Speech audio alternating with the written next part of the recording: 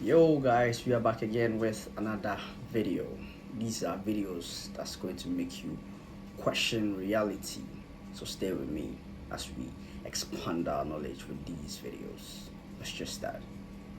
That 40-year-old bald man that's going around TikTok right now talking about how your appearance matters, and basically if you treat yourself like shit, if you look like shit, life is gonna give you some shit. That bald man did not tell one fucking lie, and I did an experiment. Like, I actually did an experiment, and it is so true. I was in a slump, right? Like around March, I was just feeling dusty, and I was not taking care of myself. Really, I was in a slump for like a good year, but I don't think I was depressed. I was just not taking care of myself. So I told myself for 7 days straight, every single day, I was going to put in my best effort in my appearance. That meant I was waking up at 5:30 every morning before I go to work. That meant my clothes was not wrinkled. That meant I was not rushing out of the house. That meant I was literally doing everything that I could to make myself feel the best way that I could. And when I tell y'all my life changed drastically, bitch, people were nicer to me. I started getting free shit. I instantly started making new friends. It's like my aura completely changed and my reality reflected the love that I gave myself. Am I saying I'm the baddest bitch in the world? No, there's still a lot of things that I could work on within myself. But I know one thing, bitch, when I get some money, if I wasn't trying to stack my money right now, And I recently got one of the best compliments. Somebody told me I look like I don't play. And I told him, you're damn Skippy, I don't play because I don't play about myself. But in all seriousness, it's like just putting in that effort in yourself to make sure that you look and feel your best. Life is going to look and feel good for you. So I challenge you for 7 days, put forth your best effort. Now I'm not going to sit up here and tell you I don't look dusty some of the time. Bitch, I do be looking dusty sometimes. Not very much, but I do. But for 7 days, tell me how your life changes and tell me how you feel about yourself. Share some advice. The only advice a man has ever given me that's been worthwhile, and it came from my dad. I used to work in restaurants. I used to work in a fancy steakhouse restaurant in LA, okay?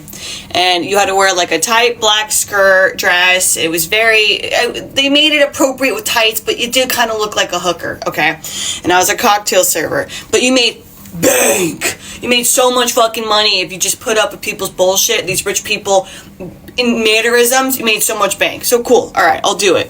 And one night, I remember I was taking an order for a table, and this guy came up behind me, and where he put his hand was not on my lower back. It was basically right at the entryway of my ass crack. So way too close to my down under zone, bro. Like, I don't think so. And I remember in that moment walking back and being like, ha ha ha, like taking the order, being like, yeah, can I get you a dirty martini? Okay, wonderful. Like, he made me feel uncomfortable at my own job. And like, what are you supposed to do in that moment as a female? You're in a position of, you have to take their order, get it right, don't fuck it up. But also, this guy is disrespecting your boundary, and by the way, touching you. Don't touch your server. Don't touch him. So I went home. I told my dad, I was like, Dad, I don't know if I can do this. I don't know what to do. What am I supposed to do in that situation? Am I allowed to look at him and say, fuck you, buddy? No, because that causes a scene, and then I lose my job. Am I allowed to grab his hand and roundhouse? TikTok, we got a crazy story. Y'all gotta be careful out here. Now, this young lady was found in 2023. Only half of her upper torso was found, so the bottom of her torso wasn't found. But I'm about to tell y'all the story. Tell us, this is crazy. So this is 24 years old, Felicia Johnson, right? And she took a trip to Houston in the year 2022. Remember that year 2022. And she came down here to celebrate her birthday. And she planned on staying down here a little longer in Houston than she normally told everybody. So while she was down here, she was having fun, posting, taking pictures, and keeping everybody updated through her internet. So one particular afternoon, she went to a local, strip club, and she decided to put in the application, but the application was rejected. I guess they didn't need any girls at this time. Now, Felicia, unfortunately, was into a lot of different other promiscuous things, as such as she was on an escort site. And on this escort site, she met this individual. Now, his name is very long, so I'm going to put it on the screen. I can't pronounce that. But she met up with him for $500 through this site, right? My toxic trait is, once I recognize that you're incapable of seeing things how I see it, I don't even bring the issue to you. Of course. But I'm also not going to be able to pretend that I don't have an issue. What Kendrick said, I'll cut my granny off if she don't see it how I see it.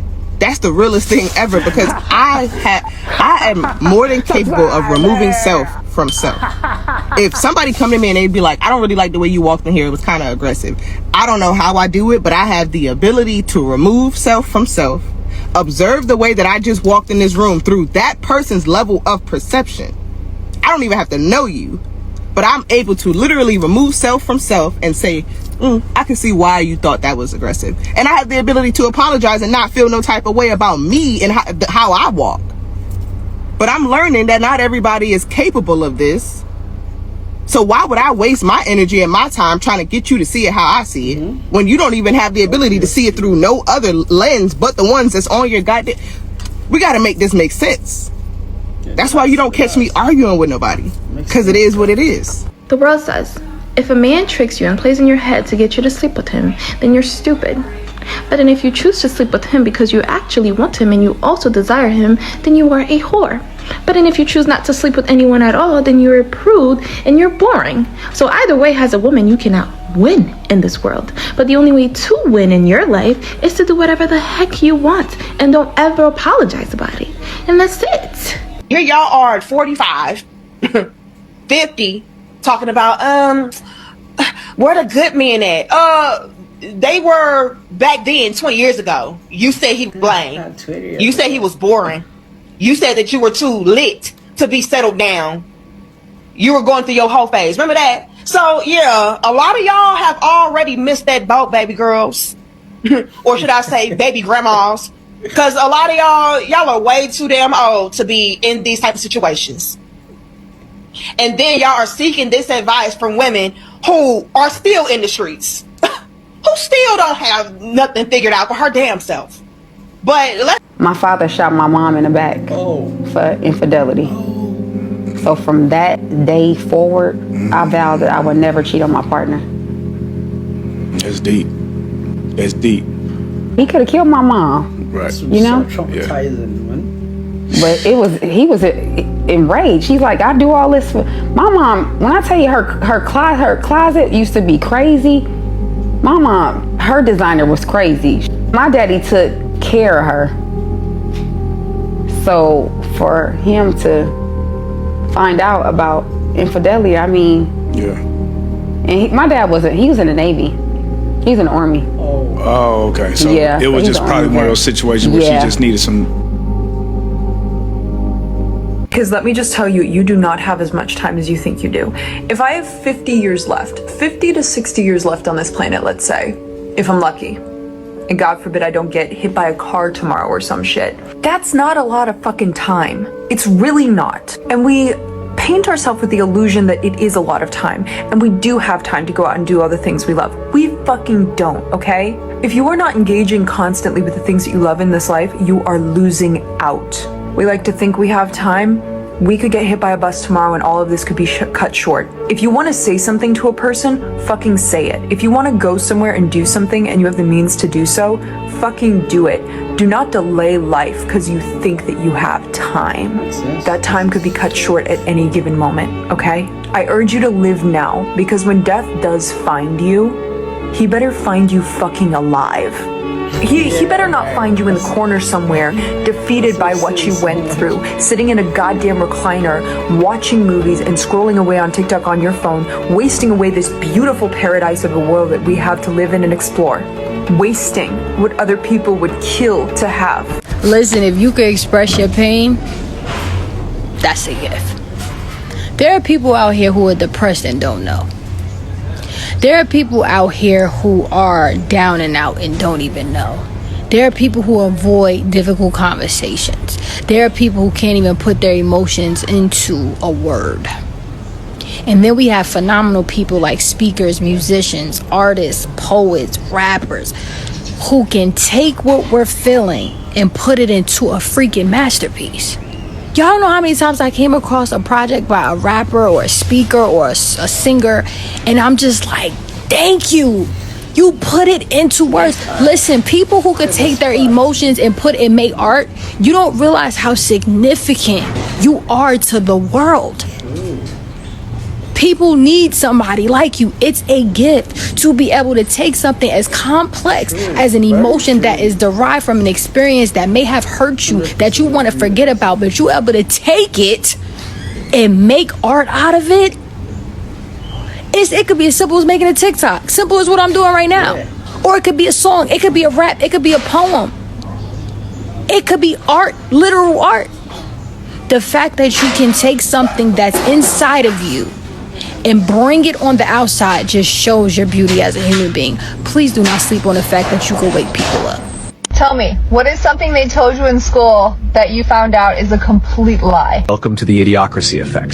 The world is dumbing itself down on purpose. You're experiencing something I call the idiocracy effect. The suffocating feeling of being trapped in a society designed for the lowest common denominator. It was inspired by the 2006 film Idiocracy, which imagined a future where stupidity spreads unchecked, making intelligence a rare and endangered trait. The movie was supposed to be a joke. Instead, it became prophecy. And here's the terrifying truth. Once a population stops thinking, it becomes easy to control. We live in an era where emotion beats logic. People react to headlines instead of processing facts. Debates resemble playground arguments. Screaming is louder than reason. People seek validation, not truth. Beliefs matter more than reality. This isn't just annoying, it's dangerous. Because once a society stops valuing intelligence, that intelligence begins to vanish. That you'll need to be able to do advanced math without a calculator, that the food pyramid was designed for your health and not the cereal industry, that you should trust the experts but don't question why they all work for the same corporations, that if we don't pay our taxes we wouldn't have any roads, that the banks need bailouts or else we'd be in a recession forever, that homeschooling leads to indoctrinating children and universities with 97% left-leaning professors definitely don't, that the CIA would never arm terrorists in foreign countries to create vassal states, that Hollywood celebrities would never have a suspiciously high rate of grooming children, that pharmaceutical companies definitely deserve immunity from all those strange health anomalies over the last 3 years. Blessed are the peacemakers, for they will be called sons of God. If you listen to the next minute of this video, your life will be changed after. And if it's not, I don't know what to tell you because this blew my mind. So I was talking to this executive coach, shout out to Raquel, and she asked me what my big, hairy goals were. Basically goals that are just like unrealistic to the masses. And I was like, I got you, so start listen up. And so she said, what is keeping you from being that person? And I was like, I don't think anything's keeping me. I think I've been walking in that direction for some time and layers are being peeled back and I'm more and more that every day. And she said, listen here, that individual, that is your highest self, right? Your spirit, your God self. And it's going to keep calling you forever and ever and ever. Whatever is in between you now and that is your current God. Stop it. So then I just started to think about the things that God has told me and me being slow to move, like, I'm supposed to be that God? But what are people going to think? What are they going to say? I'm going to explain it again. And God is like, bruh, I'm God and you have authority. Did I tell you or not? And I'm like, you right. But when I thought about what's in between me and that made the answer so clear. Wait, hold on. I'm going to listen to fear over God. I'm going to listen to shame over God. I'm going to listen to guilt. I'm going to listen to uncertainty. I'm going to listen to confusion over God. I'm going to talk to demons over God. I've been set free. So every single time I feel a little pause, I'm like, oh no, I gotta do it now. I got 3 reasons why you should never, and I mean never, take offense to anything that another person says or does. So if this resonates with you at all, go ahead and hit that follow button for more content designed to help you live in a better reality. So number 1, people are always doing the best they can with the level of consciousness that they are at. Now, you may not be at the same level of consciousness, which means you have different expectations. You gotta let go of those. That's okay if you can't see things from their point of view and their reality. Just accept it for what it is, accept them for who and what they are, and just know that they are doing their best with the level that they are at. Number 2, anything and everything that somebody else says or does is just projection of how they feel about themselves. It has nothing to do with you. It is not personal. Point blank. End of story. Number 3, your frame of energy is super powerful. I know a lot of us are empaths, and so when we come across what we perceive to be negativity, we feel it really strongly, and sometimes it's just hard to let go of, right? But understand this, your frame of energy is very strong too. Negativity can't break your frame, but your frame can break negativity. So remain positive, and you will notice that you will start to lift people up, and you'll raise the vibration of the room, the people in it, and it's gonna be a lot better. So if you can understand and apply these 3 concepts, I'm gonna tell you what, you're going to find that you are a lot less bothered by what other people say and do, a lot more focused on yourself, and your reality becomes a lot more enjoyable.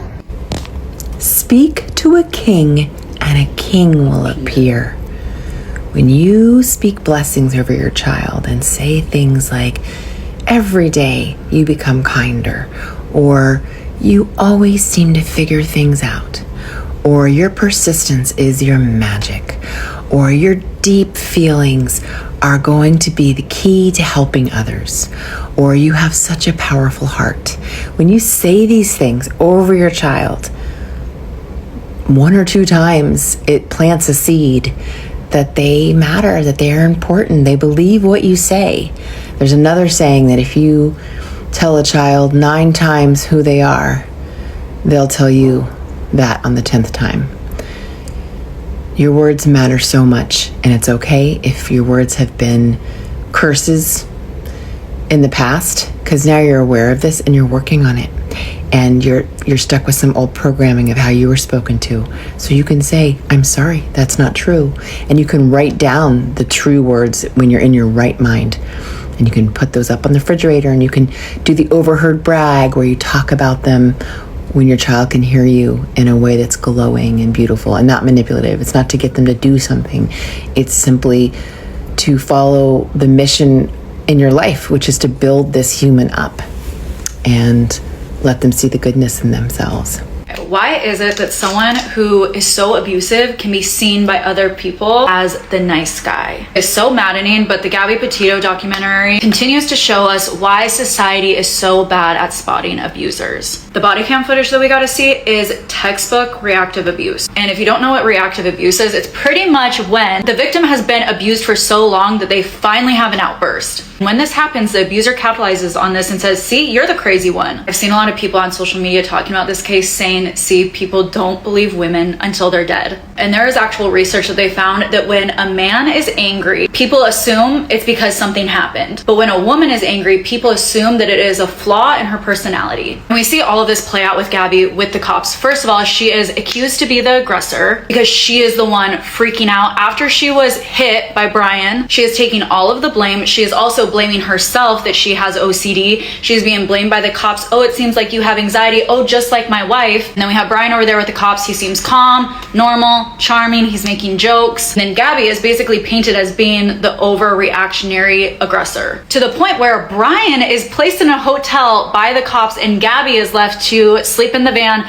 by herself and told to go take a shower in a truck stop. Brian Laundrie knew exactly what he was doing by staying calm while Gabby spiraled. This is what abusers do. They manipulate perception. Even think about the interviews in the Gabby Petito documentary. There wasn't anyone really saying, oh yeah, he was crazy, he was super aggressive, I knew he was evil. Most of them said, yeah, when I met Brian, he was a nice guy. And this is why so many victims are dismissed, because they assume, okay, if someone isn't a raging monster 24/7, then they must be a nice guy. But the truth is, most abusers don't look like abusers. They look like boyfriends, they look like husbands, they look like co-workers, they look like friends. This is deep, but then yeah, I hope you learned something very important from this video and have come to the end. Don't forget to like, comment and subscribe, and also share with your friends, and also click on the notification bell icon so that any video that I post, you will be the first to get it. Adios amigos, and I'll catch you guys in my next video. Bye.